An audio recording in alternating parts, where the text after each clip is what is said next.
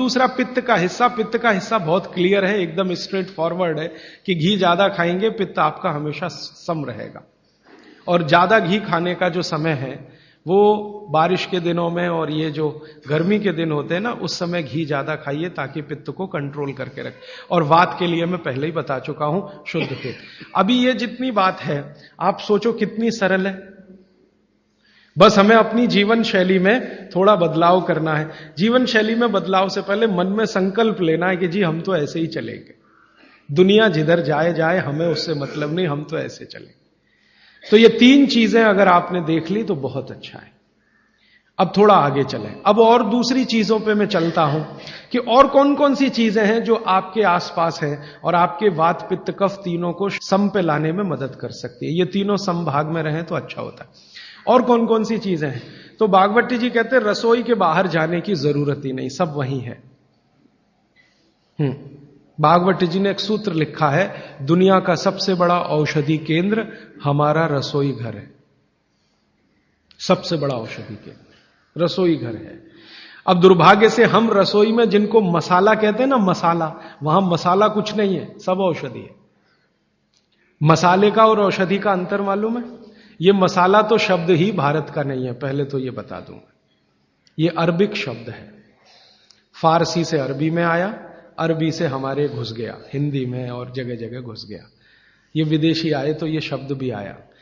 हिंदुस्तान में 17वीं 18वीं शताब्दी का साहित्य जब मैं पढ़ता हूं तो जब तक मुगलों का राज्य रहा तब तक मसाले शब्द का बहुत उपयोग है।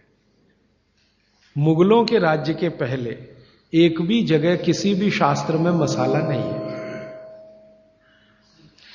चरक संहिता पढ़ी मैंने, कहीं भी मसाला नहीं है उसमें। सुश्रुत में कहीं मसाला नहीं है, बागभट्ट की कहीं मसाला नहीं है। पुराने जितने लेखक हुए हैं ना 10वीं शताब्दी के पहले के, कहीं भी किसी ने मसाले शब्द का इस्तेमाल ही नहीं किया। हर जगह है तो औषधि है, औषधि औषधि, जीरा औषधि, धनिया औषधि, ये औषधि के रूप में है। तो इनकी जो प्रॉपर्टीज हैं रसोई घर की, औषधियों की, ये सब आपके चिकित्सा के लिए है। अब मुझे समझ में आता है कि हमारे पुराने जमाने की माताएं बहनें, जो हमारी दादी हैं, नानी हैं, उन्होंने अपनी अपनी बेटियों को जो कुछ सिखाया, सब्जी बनाना तो क्या क्या डालना, जीरा चाहिए, धनिया चाहिए, हींग चाहिए, मात्रा कितनी कितनी चाहिए, वो सब बड़े वैज्ञानिक और चिकित्सक लोग रहे होंगे। क्योंकि रोज हमारे शरीर में वात पित्त कफ की स्थिति सम और असम होती रहती है। आप जानते हैं सुबह जो है ना वात ज्यादा होता है शरीर में, सुबह सुबह, दोपहर को पित्त ज्यादा होता है, शाम को कफ ज्यादा होता है। तो ये पूरे 24 घंटे में ऊपर नीचे होता रहता है। तो 24 घंटे में जो वात पित्त कफ ऊपर नीचे होता रहता है, तो सब्जियों में उसी के हिसाब से औषधियां डाली जाती है। जैसे दोपहर की सब्जी बने, दोपहर की, तो मेरी दादी को मैंने देखा था कि दोपहर की सब्जी बनाएगी तो अजवाइन जरूर डालेगी उसमें, और वही सब्जी रात को बनाती थी तो अजवाइन नहीं डालती थी। तो एक दिन मैंने दादी से पूछा कि यही सब्जी दोपहर को मैंने खाई तो इसमें अजवाइन थी, शाम को खाई तो नहीं, क्यों? तो उसने उत्तर तो नहीं दिया। तो उसने कहा मेरी मां ने ऐसा सिखाया। बस बात खत्म हो गई। अब उस समय मैं भी मान लिया कि ठीक है, उसकी मां ने सिखाया। अब जब मैंने काम शुरू किया ये चिकित्सा पर, तब मेरे समझ में आया कि अजवाइन जो है पित्तनाशक है। घी के बाद, देशी गाय के घी के बाद जो सबसे ज्यादा पित्तनाशक दूसरी कोई चीज है तो वो अजवाइन है। और दोपहर को पित्त भड़कता है, आप जानते हैं, और वो स्वाभाविक है क्योंकि खाना खाने के लिए पित्त भड़कना ही चाहिए। तो उस समय अजवाइन डाली जाती है सब्जी में, क्योंकि दोपहर को ही शरीर को अजवाइन की जरूरत होती है पित्त को सम पे लाने के लिए। तो भारत में ज्यादातर माताएं बहनें ये बात जानती हैं कि दोपहर की सब्जी में अजवाइन चाहिए। दोपहर का दही है ना, दही का मट्ठा, उसमें भी अजवाइन का बघार लगता है। दोपहर की जितनी भी चीजें हैं ज्यादातर अजवाइन ग्रस्त होती हैं या अजवाइन से बनती हैं, क्योंकि पित्त को सम पे रखना है। तो आप सोचो जो लोग ये कर रहे हैं वो बिना कहे कितना बड़ा काम कर रहे हैं, हमने उसका वैल्यूएशन नहीं किया, ये हमारी मूर्खता। हमारे यहां तो एक बहुत बड़ा दुष्कर्म इस देश में हुआ है। अंग्रेजों के हम गुलाम हो गए तो सब कुछ हम भूल गए, अपनी चीजें। अंग्रेजों ने जो सिखाया वही हमें याद है। तो हम जीडीपी का कैलकुलेशन करते हैं अंग्रेजों के फॉर्मूले से। जीडीपी निकलता है इस देश का, ग्रॉस डोमेस्टिक प्रोडक्ट। तो मैंने बहुत बार इस देश के अर्थशास्त्रियों से पूछा कि जीडीपी में आप विचित्र विचित्र कैलकुलेशन करते हैं। जैसे भारत की पुलिस है, उस पर जो खर्चा हो रहा है वो जीडीपी का हिस्सा है।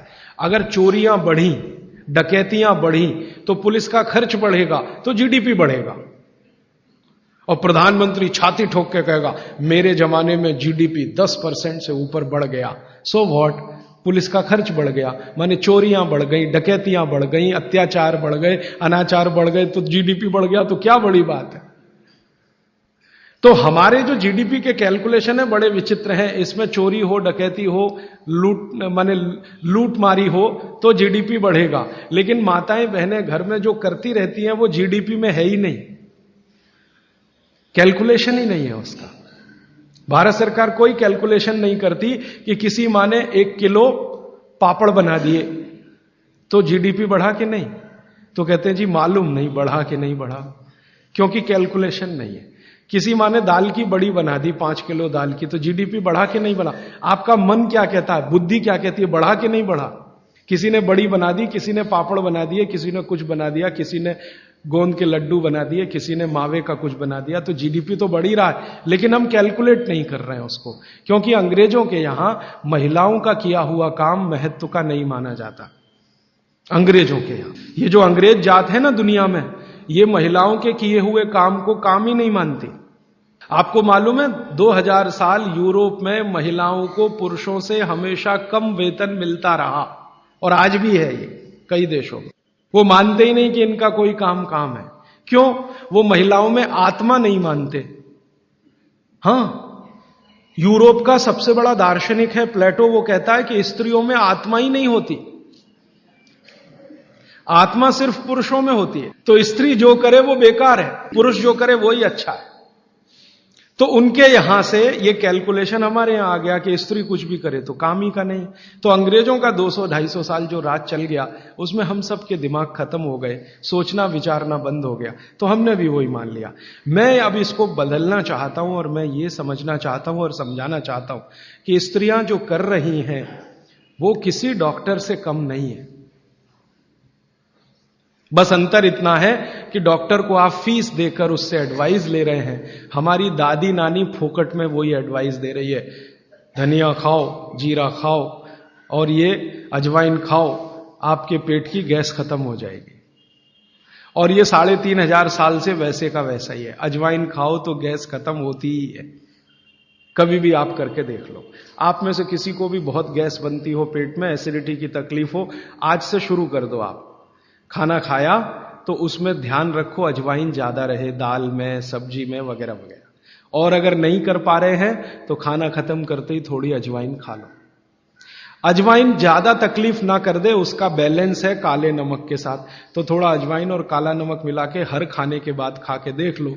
3 दिन में ना आपकी गैस बंद हो तो आप जो कहो मैं हारने को तैयार। ये गारंटी मैं नहीं दे रहा हूं, ये गारंटी अजवाइन दे रही है, मेरी गारंटी नहीं है, अजवाइन की गारंटी है। तो वो कहते हैं बागवट जी कि पित्त को सम रखने के लिए हमारे रसोई में घी के बाद जो दूसरी चीज है वो है अजवाइन।